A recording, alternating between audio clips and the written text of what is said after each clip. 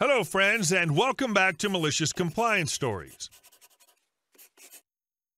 Let's jump into the story of a tourist attraction worker in London who had to deal with one of the most irresponsible and entitled mothers imaginable.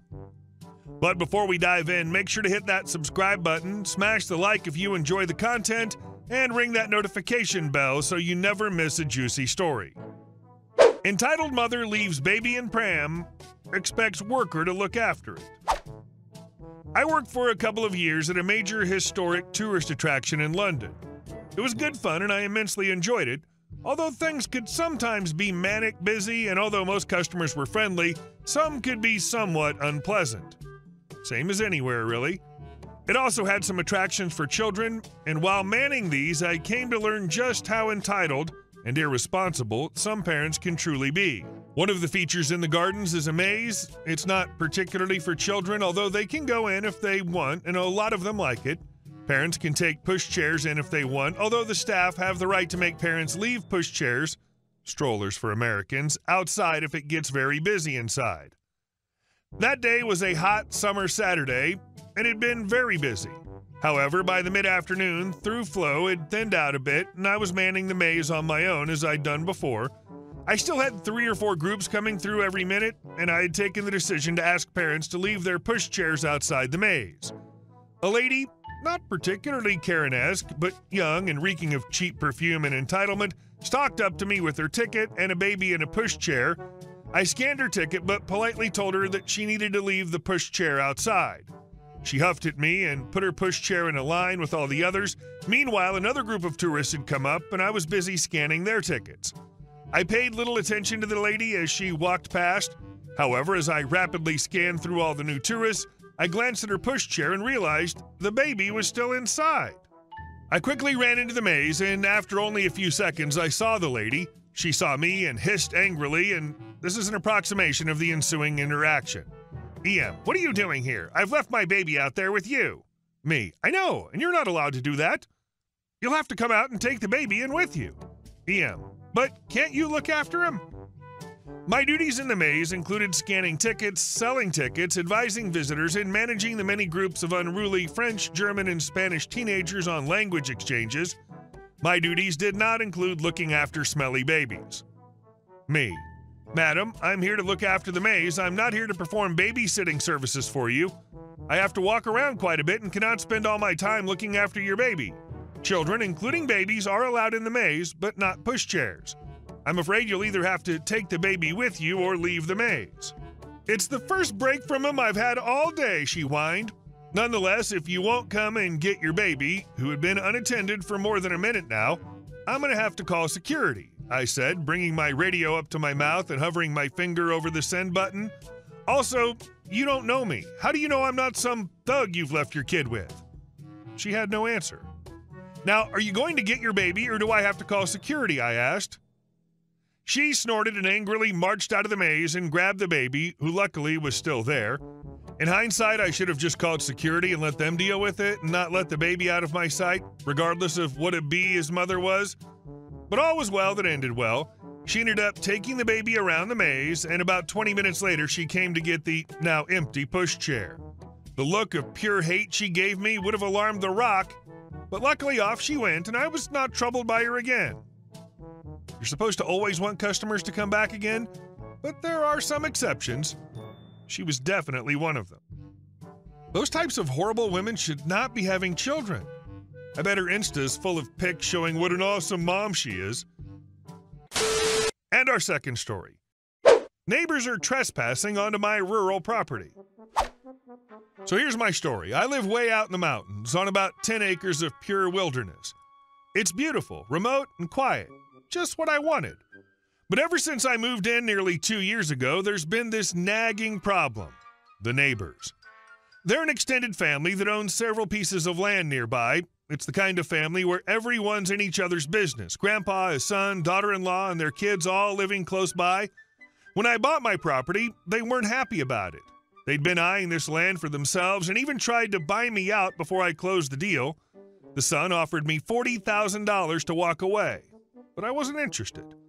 I got the place at a fantastic price because the previous owner, a family friend, knew I'd take care of the little house he'd built with his late wife.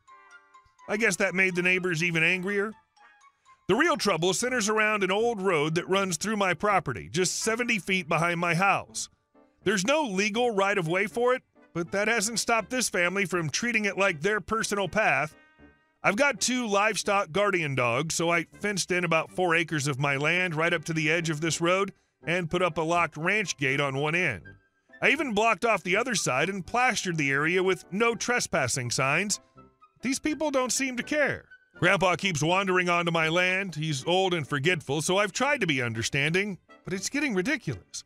Then one afternoon, I look out my window and see a whole group of them. Grandpa, the son, his wife, their kid, and even some random old lady with a German Shepherd walking down the road right behind my house like they own the place. My dogs lost it, barking like mad, trying to protect their territory. It took me forever to calm them down, and even later, they were still on edge because that strange dog scent was all over the place. I was fed up, but what really pushed me over the edge was when I found out they'd cut through my fence to access the road. I couldn't believe it. I'd spent good money and time putting up that fence to keep my dogs safe, and they just slashed right through it. I knew I had to do something. I wasn't about to let them walk all over me, but I also knew I had to be careful. They had guns, and I was out here alone, 40 miles from the nearest police station. I'd already received an anonymous note in my mailbox threatening my dogs, which I suspected was from them, so I called the sheriff's office to file a report. The police were slow to respond. It took them over an hour to get out there, but when they did, I showed them the damage to my fence and the note. They took it seriously, especially given the history of tension with the neighbors. The deputy went over to their house to have a talk, but of course they denied everything. Still, just having the police involved seemed to shake them up a bit. But I wasn't done. I decided to go over there myself right after the deputy left. I knocked on their door, and the son answered, looking irritated. I stayed calm but firm, telling him that I knew they'd cut my fence and that the police were now involved. I made it clear that this road was entirely on my property, and they had no right to use it. I also warned him that if there were any more incidents like the note or trespassing, I'd escalate things legally, and they'd be looking at serious consequences.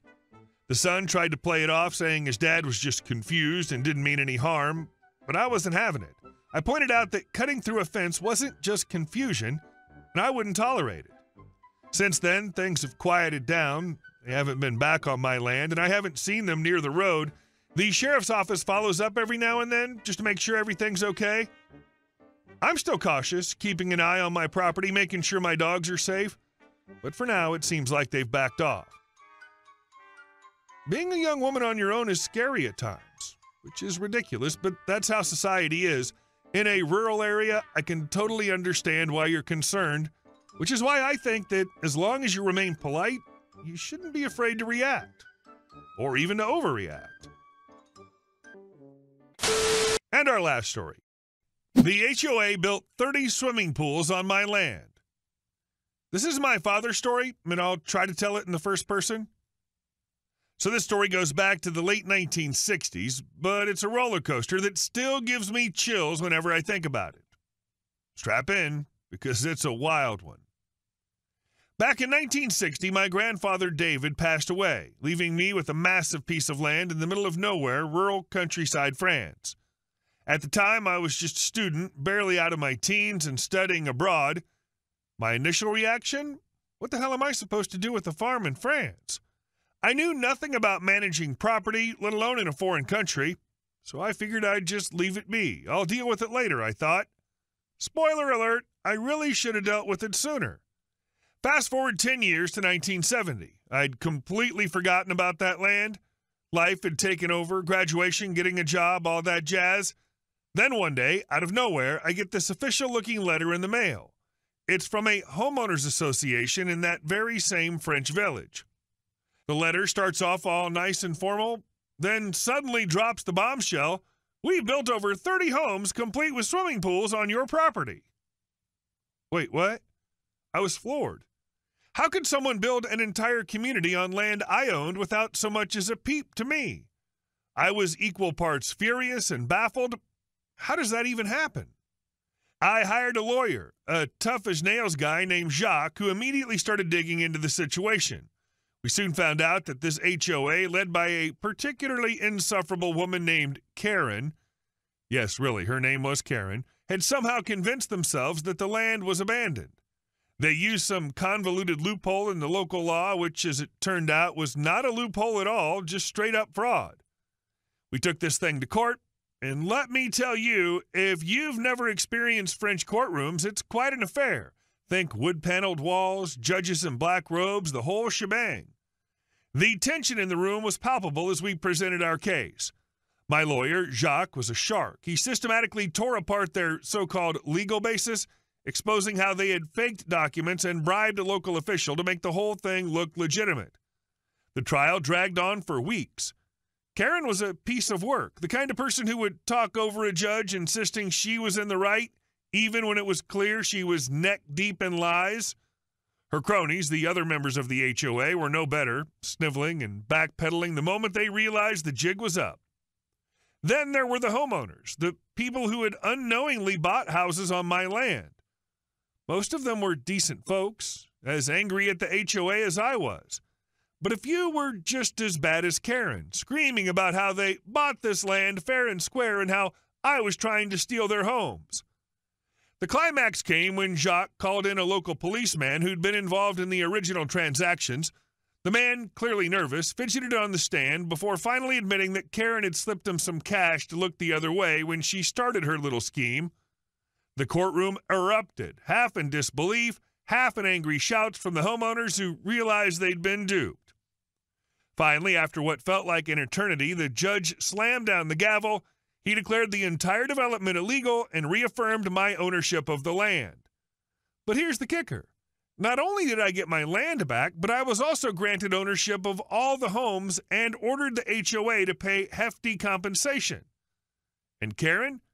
She got slapped with a prison sentence for fraud along with a few of her closest allies. The aftermath was surreal. Suddenly, I was the owner of over 30 houses with swimming pools in rural France. It took a while, but I managed to sell them off at a decent price, making a tidy profit. That money helped me set up a nice life back in the States, where I eventually moved to be closer to my parents. Looking back, it was an absolute mess that I wouldn't wish on my worst enemy. But in the end, it all worked out in my favor. The moral of the story? Always check what you inherit. And for God's sake, don't underestimate a HOA led by a Karen. Snacking with a frog, Karen decided that she would build 30 swimming pools on someone else's land. Hey guys, thank you all for watching the video. I'll see you in the next one.